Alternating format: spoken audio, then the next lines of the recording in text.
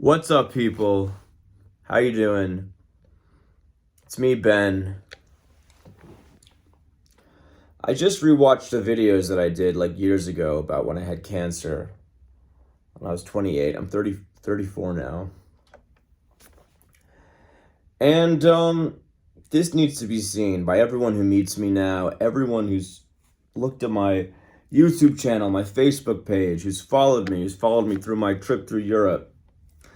Anyone I'm meeting now in the entertainment industry, agents, producers, casting directors, you need to hear this. When I was 28, I had lymphoma. I just watched my earlier videos about talking about this. I was such a dork back then. I'm still a dork. I'm just a dork who's maybe a little wiser about people.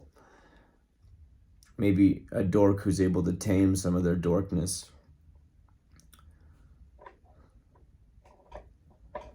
So I had cancer, when I was 28. 2015, I was diagnosed.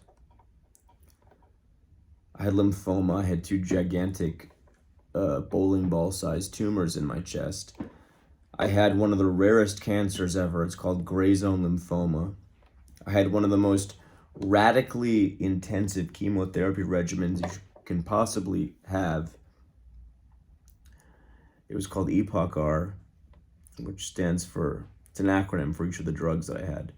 Etoposide, prednisone, oncovin, cyclophosphamide, hydrodoxorubicin, and rituximab. Those are the drugs that I had. And that murdered the tumor, and now it's fucking dead. Fuck you, tumor.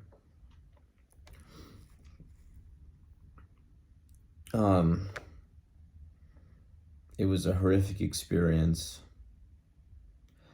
I got all of my chemotherapy for free because the exact kind of tumor that I had, gray zone lymphoma, is so rare that only 300 people in the United States have it at any one point. So because of that, I got treated at the National Institute of Health in Washington, D.C., which is like the nation's hospital, and I got all of my chemo for free. The whole thing would have cost about $200,000, and I got the whole thing for free because of how incredibly rare this cancer is, and because of it being so rare, they had a study on it.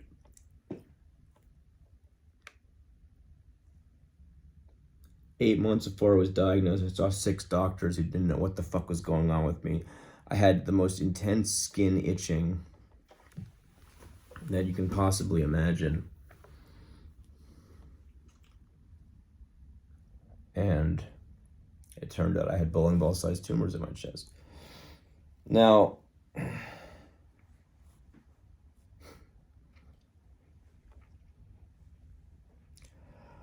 I think an issue that I'm dealing with now is the fact that it's very hard for me to validate other people's feelings of anger and being upset in the wake of me having had this cancer and this terrible experience. People, especially in Hollywood, get upset about very light things. And I feel like I can't acknowledge that as being valid because of how terrible and truly awful these experiences I've had were. In Hollywood, people freak out about menial things. And if you want to get on their good side, you have to be able to validate those things.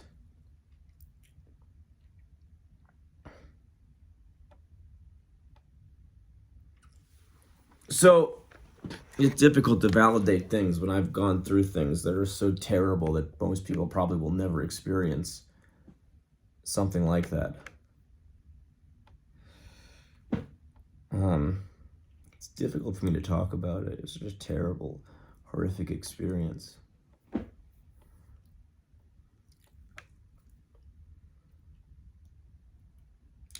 I'm going to end this video on this note. I'll share this. When I met with the team of doctors who are going to be helping me with the National Institute of Health,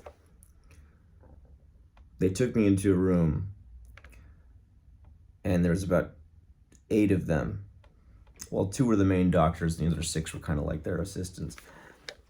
And I said, okay, so we've diagnosed this. This is good. I'm going to go home and I'm going to come back in 2 weeks, right? And we're going to start the chemotherapy. And they all looked at me. And there was like 8 people. Look, try to put yourself in my shoes here. There was like 8 doctors looking at me. 2 of these doctors are some of the most experienced cancer doctors on the planet. These are the doctors who actually invented the chemotherapy regimen, which I was about to have. And they were all looking at me and they said, no, Ben, you have to start tomorrow.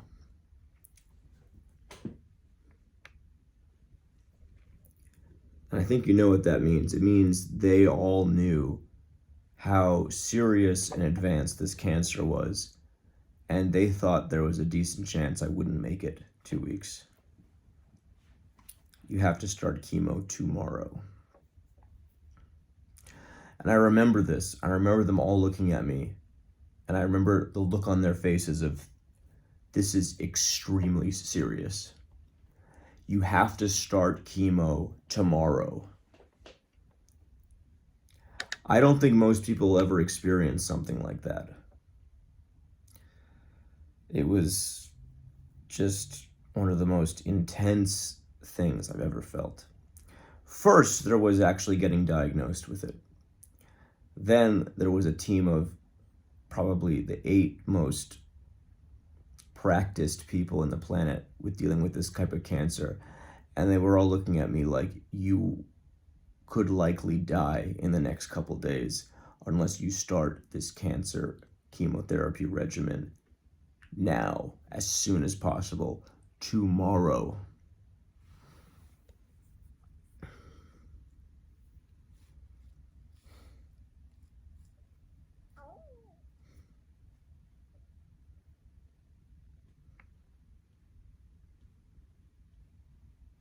You might never know what something like that could feel like, but maybe you can imagine it. You don't even have the time to go home and come back. You have to start this tomorrow. And they're all looking at me like, with faces of total horror and like,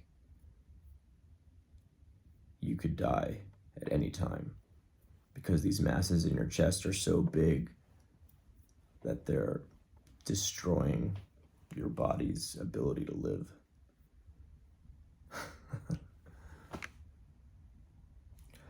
There's nothing really else to say. It's unbelievable.